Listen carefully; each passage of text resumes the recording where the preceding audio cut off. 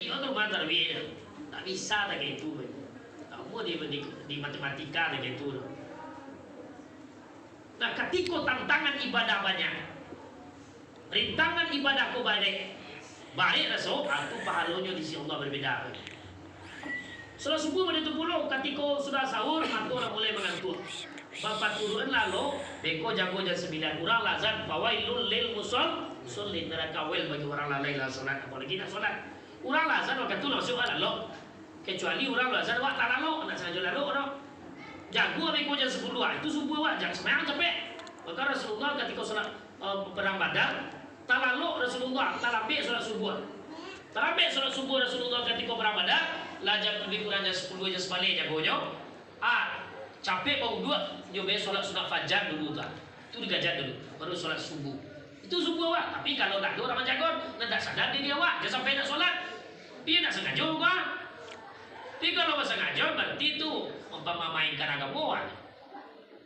Lazan orang lah ada bangkit awak dari tidur tulis. Ya sampai termasuk orang yang lalai wak dalam panggilan ayat-ayat Allah Subhanahu Wa Taala. Sodakta wa barokta. Kalau ingin sukses pada hari itu, lihat solat subuhnya sukses tidak. Kalau ingin berhasil dia pada hari itu sampai malam hari, lihatlah solat subuhnya berhasil atau tidak. Apalagi ditambah dengan solat-solat Isra. Ingin Bapak Ibu, selama bulan puasa dapat pahala sagadang seperti umrah dan haji, lakukan solat Isra. Baca dan Ustaz kita tahu. Sudah solat subuh berjamaah di masjid, tak pulang baru berzikir, berdoa, risiko, kau tausiah, kau baca Quran, tamatkan Al-Quran 10-30 juz atau targetkan barang bisa. Kemudian Bapak Ibu, lah masuk beko jam 6.5 lebih kurang, masuk waktu suruk namanya. Ada jam digital, waktu suruk masuk jam 6.5 masuk. Tapi di komplek di Permata Rizano coba ada tuh masjid itu.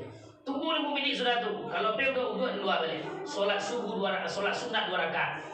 Solat Isra 2 rakaat. Maka Rasulullah, orang yang melakukan rangkaian dari setelah solat subuh itu sampai waktu suruk dan menunggu setelah suruk sejenak, maka dia solat 2 rakaat mendapatkan pahala seperti umrah dan haji. Itu nama sahabat Ibu. Walaupun mencari tiket ke buah suku kan fadilahnya kadang ke Mekah. Lupa nak sampai Mekah Panua atau tidak ada. Lakukanlah solat itu. Nah, Bapak Ibu kaum muslimin rahmati Allah Subhanahu Wa Taala, itu kita melaksanakan solat lebih baik pada tidur. Lalu dilanjutkan oleh muazzin masjid dengan Allahu Akbar, Allahu Akbar, Allah besar, Allah besar. Lalu ditutup dengan kalimat tauhid lagi. La ilaha illallah. Siapa meninggal dengan kalimat La ilaha illallah, maka surga baginya. Tidak semua orang yang bisa mengucapkan kalimat La ilaha illallah di akhir hayatnya. Itu kalimat tauhid La ilaha illallah. Diletakkan kalimat La ilaha illallah di atas langit, langit pun akan retak. Diletakkan di atas gunung, gunung pun akan hancur. Dengan tingginya zikir paling tinggi itu dari kalimat La ilaha illallah. Tiada Tuhan selain Allah. Dan bahkan kalimat tersebut adalah orang-orang yang mampu mengucapkannya di akhir hayatnya. Ketika dia sering mengucapkan dalam hidupnya, ketika sakaratul maut dia tak sadar, Allah akan menampakkan kepada dia bahwasannya inilah kebiasaannya selama hidup, inilah kesenangannya selama hidup. Orang tersebut mati dengan kesenangan hobinya. Apa hobinya? Berzikir, mati dengan berzikir. Apa hobinya? Baca Al-Quran, mati sedang baca Al-Quran. Apa hobinya? Solat berjamaah, meninggal dalam keadaan sujud solat berjamaah. Dia tidak tokoh masyarakat, dia tidak ulama, dia orang biasa saja, tetapi tidak tahu amal-amalnya yang tidak nampak oleh orang. Dia sering tahajud, dia sering melaksanakan solat, tapi orang tak tahu. Tapi Allah mengangkat derajatnya, meninggal ketika dia dalam keadaan kecanduan sujud kepada Allah. Berbisik di bumi, didengarkan oleh makhluk. Amin. Jadi Pak Ibu jangan rasa-rasa hebat doang. Jangan rasul-rasul lah pintar. Termasuk aja pun tagak Cikogo dan duduk Cikogo. Pada hebat ya Pak Ibu indah. Tak tahu siapa yang paling mulia di antara kita. Bahkan mungkin gayanya, mungkin biasa-biasa saja. Mungkin itulah orang yang paling ikhlas. Maka dari itu Pak Ibu, kalimat-kalimat tauhid, zikir-zikir yang kita baca kok, kita berharap di akhir hayat kita biasakan ketika hidup gini, dan di akhir hayat kita mengucapkan di nafas dan terakhir dengan kalimat-kalimat zikir. Dan kalau dapat kalimat tauhid La ilaha illallah. Nah, itu yang pertama Pak Ibu, kepada anak-anak cucu kita wariskan akidah yang kuat. Jangan kamu cemas meninggalkan anak-anak keturunan yang tidak mempunyai harta yang banyak. Tetapi cemaslah ketika kita meninggalkan anak-anak keturunan akidahnya yang lemah, imannya yang lemah, dan agamanya yang lemah, Bapak Ibu. Kemudian yang kedua, apa warisan kepada anak walai? Sudah sholat wa biasokan baca Al-Quran. Siapa yang berhubungan dengan Al-Quran akan dimuliakan oleh Allah. Berhubung siapa Ibu? Lain berhubungan dengan Al-Quran mulia. Bab itu Al-Quran turun pada bulan Ramadan. Bulan Ramadan dijadikan penghulu sekalian bulan. Al-Quran diturunkan pada hari Jumat. Hari Jumat adalah pemimpin dari sekalian hari. Al-Quran diturunkan pada malam Lailatul Qadar. Maka malam Lailatul Qadar lebih baik daripada seribu bulan. Al-Quran diturunkan wahyu oleh Allah tersebut melalui malaikat Jibril. Malaikat Jibril dijadikan pemimpin penghulu dari sekalian malaikat. Ratusan malaikat tak mampu kita hitung, tapi malaikat Jibril pemimpinnya. Kenapa? Dia berhubungan dengan Al-Quran. Mulia apabila kita berhubungan dengan Al-Quran. Bahkan masuk surga bahasanya adalah bahasa Al-Quran, bahasa Arab. Setiap berhubungan dengan Al-Quran akan dimuliakan oleh Allah. Malaikat Jibril jadi penghulu karena menurut melalui beliau. Allah Subhanahu wa taala menurunkan wahyu. Diturunkan wahyu kepada siapa? Firman Allah tersebut kepada Nabi Muhammad Rasulullah sallallahu alaihi wasallam. Nabi Muhammad Rasulullah sallallahu alaihi wasallam adalah pemimpin dari sekalian nabi, penghulu dari sekalian nabi. Nabi Muhammad Rasulullah sallallahu alaihi wasallam adalah nabi yang terakhir dan umatnya adalah umat yang terakhir, tetapi tidak akan masuk surga. Nabi Muhammad Rasulullah sallallahu alaihi wasallam dan umatnya baru umat-umat yang lainnya.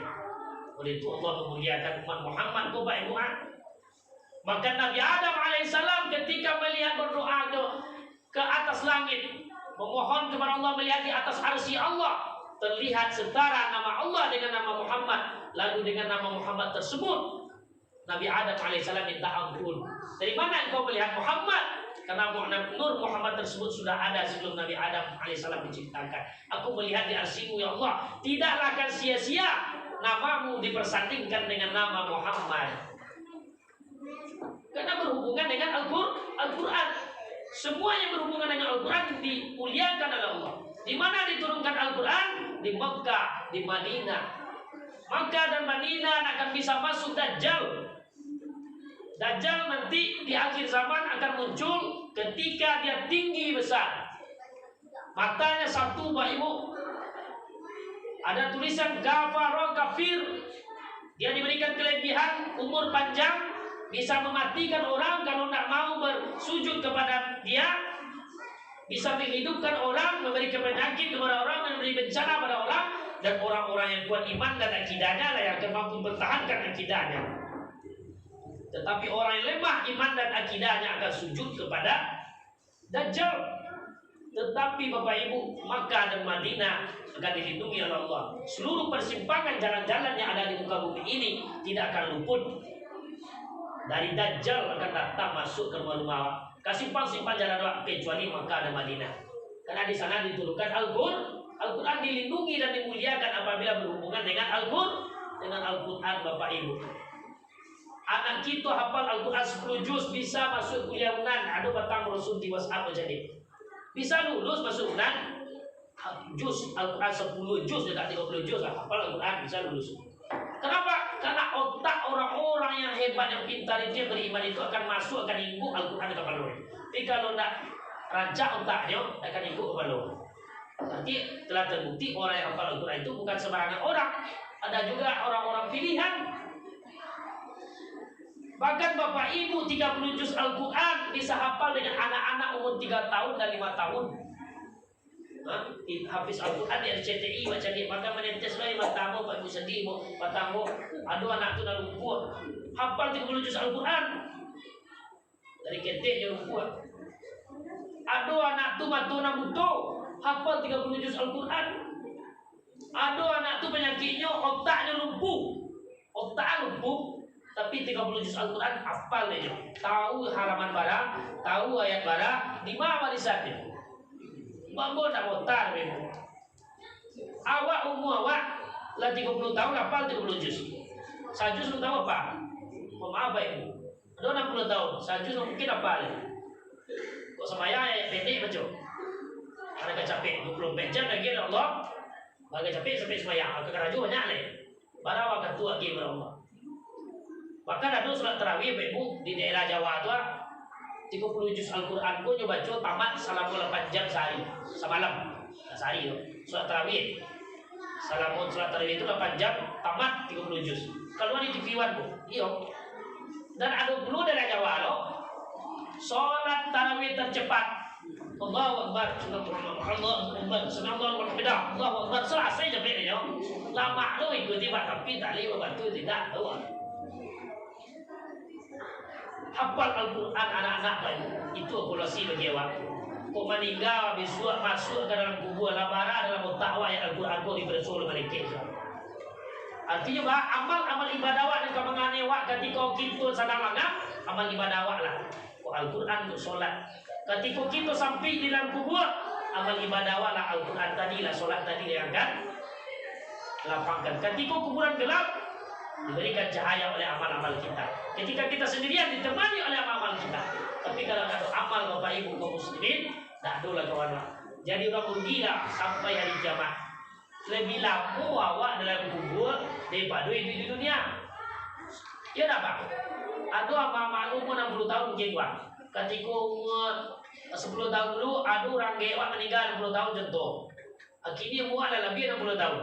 Anak cabai lelai dan orang gewak ketika ketik meninggal dulu, kini dah lebih 60 tahun dia pun dalam kubur. Dan kiamat adalah lain. Berarti lebih lama kita dalam kubur daripada hidup di dunia. Walaupun hidup sebentar, sejenak, tetapi hidup dipertanggungjawabkan selama-lamanya. Sebentar itu Bapak Ibu. Barang kamu hidup Pak, ketika kita lahir, laki-laki diazankan oleh orang Pak. Kata di bawah itu kalimat yang pertama.